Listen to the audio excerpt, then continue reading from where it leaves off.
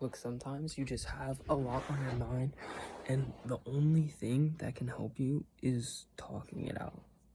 So that's kind of just what I'm gonna do right now, right? I don't even know if I'm gonna post this or not. This is just my private thoughts, and it might be something that can help you, or it might be something that's completely dissociated from the situation that you're going through right now. But if you've clicked on this video and you're one of the 20 people in the world that's going to watch this, I have a feeling that you might get some fleck of information from it that may help you in your life. So, I don't know what stage of your personal development you're at right now, but once you get to a certain point, you're just trying not to fall off. You're trying to continue in what you're doing, even when life seems to throw challenges at you and you're terrified of returning to the place that you were before. You're terrified that the trend is going to start going in the opposite direction and you're going to end up just like you were when you started, your years of progress all lost. It's a really serious fear, and I'm pretty sure I'm not the only one that's felt that. And the way to get past that, well, it's not just something that can be summed up in one sentence, and it's also not something that you can just hear and it'll enlighten yourself in your mind. It kind of needs to be experienced. But I can point you in that direction because I've been reading, and this is just kind of what I've gleaned. Maybe a more proper way to self-improvement. So if you've improved yourself, you've attained definite gains, especially if it's things that you have, like routines, even just like physical gains like muscle mass, or if you've improved your style or whatever, great, that's like super easy to maintain. But the stuff that is easier to let slide is the mental stuff. Stuff like socialization, even as far as things to the way you compliment people, how much you involve yourself in conversation. It can be other mental things too. How much time you spend on your phone, how well you regulate your emotions, whether one small insult from another person can send you reeling into a pit of self-doubt and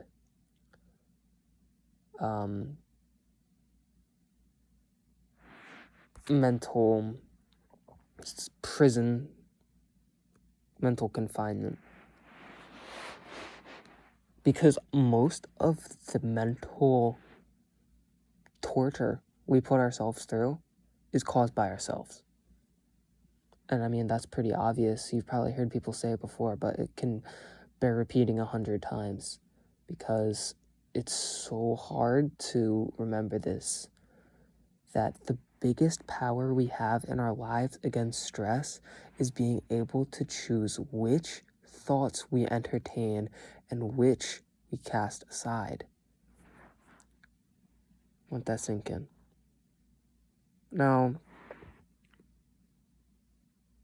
the most important thing to remember here isn't that you just need to have more motivation. Fucking David Goggins, like, dial in, push through, you're gonna make it, just use your... Okay, no, that's not it. It's not it.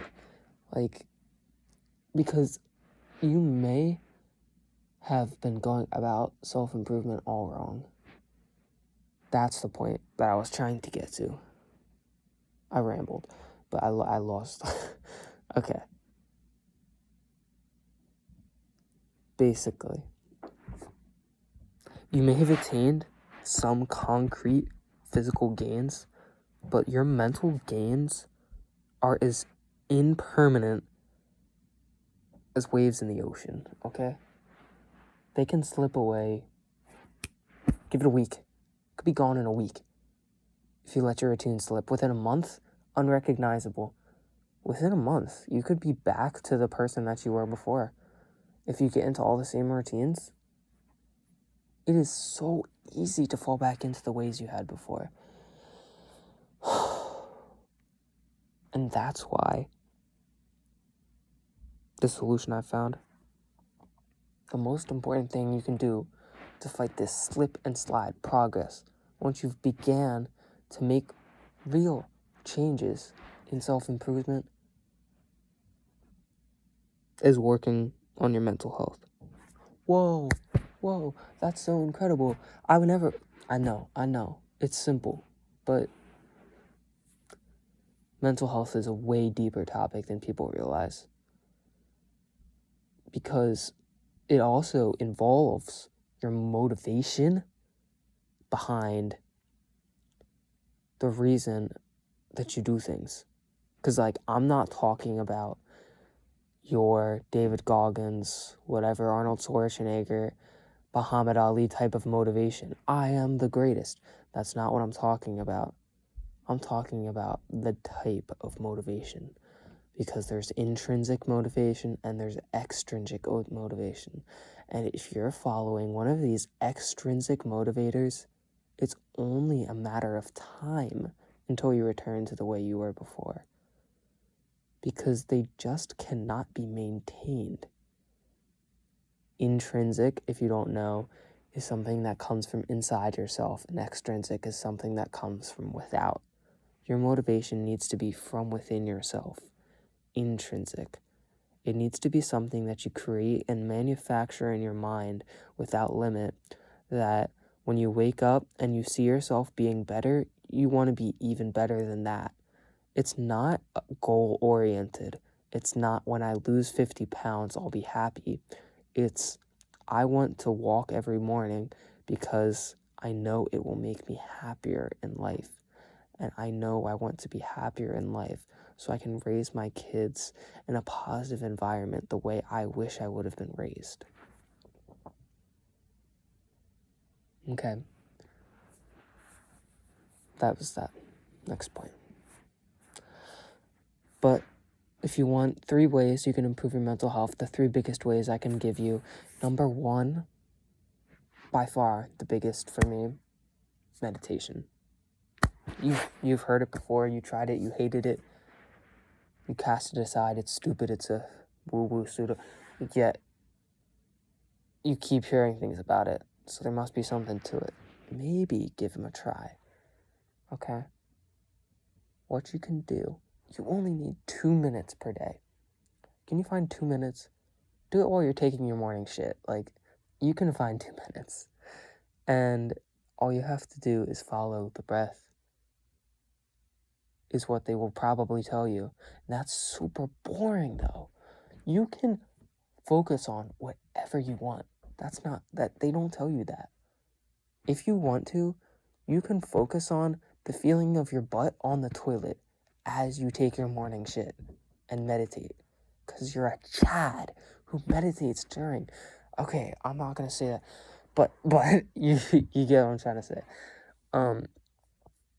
So that's number 1.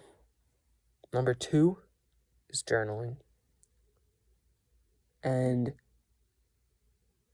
what you probably think of when you hear that word is just like diary, but there's actually a million different kinds of journaling. And you need to find what works for you. I'm not going to just say this one is the best, because there's a lot of different types and some work better for the others.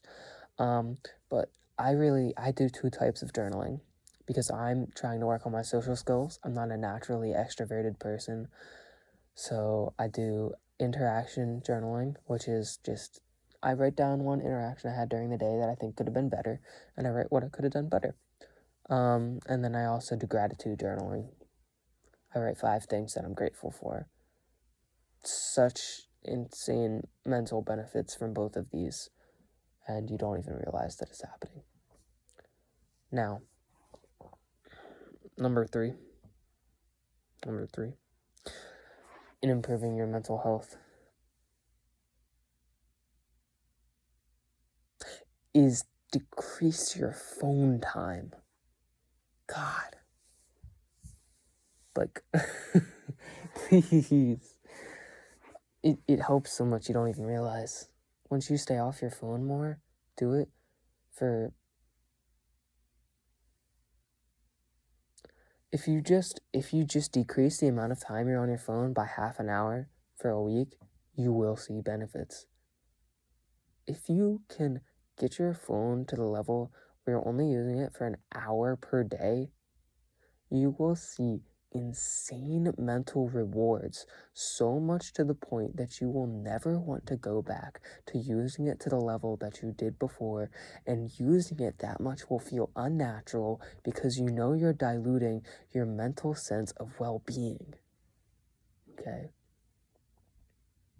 Every once in a while I get preachy here because I feel strongly about these topics. Sue me if I love helping you guys. Okay? And this is also partially just me talking about what I feel is happening to me right now and how I myself can prevent this slide from happening that's so treacherous to people years by, months by, on their self-improvement journey. The other thing that I discovered to help prevent this slip and slide is living in the moment and living fully in the moment with 100% of yourself. You want to give 100% to every single action that you're taking. Literally. Like, everything that you do, you put your full self towards it. Because if you're going to, diddle what you're doing, if you're going to half-ass everything, if you're going to just the tip it with the world, then what is the point of your life? You're going to look back and regret everything you do because you know you could have put more of yourself into it. If you're not giving your fullest gift, if you're not doing as much as you can in every single thing, then why the hell are you doing it? Because you could do better, but you're not, because of this animalistic instinct that not doing more is what's easiest in the moment. But if you even start doing it, then you'll find out that giving 100% is actually better in the moment. You just have to trust yourself. And actually, that's something that you can learn on your self-improvement journey as well, as trusting your mind. Trusting yourself. Or not trusting yourself. You need to be able to differentiate between what impulses of the mind are made there to combat change and are actually anti self-improvement oriented, and which ones are strong gut feelings that are actually pointing you in the right direction. Helpful clues, right? One more thing before I go. So, in my life, I find the relationships I have with people, the conversations, and the things that they think about me are one of the biggest impacts on happiness in life. I don't know if it's that way for other people, but I think I can take a healthy guess that it might be for one or two other people in the world. And I'm just beginning to learn how to combat this. You know, I think over the years I'll learn more and more, but what I'm at right now, I'm in my discovery phase where I get information so I can then make progress later. But what I've discovered is that if you don't want to become exactly like how that person is, then why are you listening to their comments? Because that's what their comments are doing, is making you more like them. That's what their criticism is. Think about that. Any criticism that you've been given is likely something making you more like the person giving the criticism, or more to their tastes. So if a fat person tells you, why are you being such a killjoy and not eating the fried chicken sandwich like we all are, just give it a try, that's because they feel bad about themselves that they're eating the sandwich. They don't want to feel like the fat guy eating a sandwich. And I apologize for that turn. It's probably not politically friendly, but I don't know, a little bit chubby, a little bit, I don't know. I don't even, you know what I mean? I said it already. It's whatever.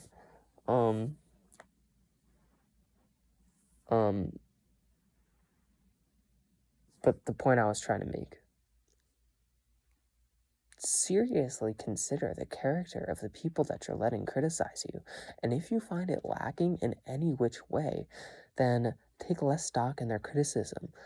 Use your own mental capacity to judge their criticism and see if it's a rude clue towards what you should be improving, constructive, in which case thank them and use it in your life, or if it's something used to feed their own insecurities, which is probably the majority of criticisms. Also, if they say it with a smile on their face, you can probably reject it as real and just laugh at it. Or if you find it rude, then don't laugh at it and say, what do you mean by that? And watch them melt and fall apart. But the constructive criticism you want to look for is from people that you trust and actually know you, because they're the only people that really know what could possibly be improved in you. The people that you've just met, are you really going to let them say what you need to improve about yourself when all they know about you is that you like to wear red shorts and they don't like red shirts? Really? No. Listen to your friend that you've had for a decade who's telling you that you need to break up with your girlfriend because she's toxic. He's probably right. Okay?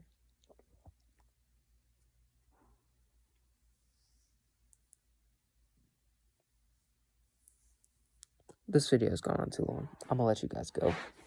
If anyone actually watched it this whole way, you're an actual legend. Like, I didn't expect you, but like, actually legend. Alright. Stay zen. This is Zentech signing out. See ya.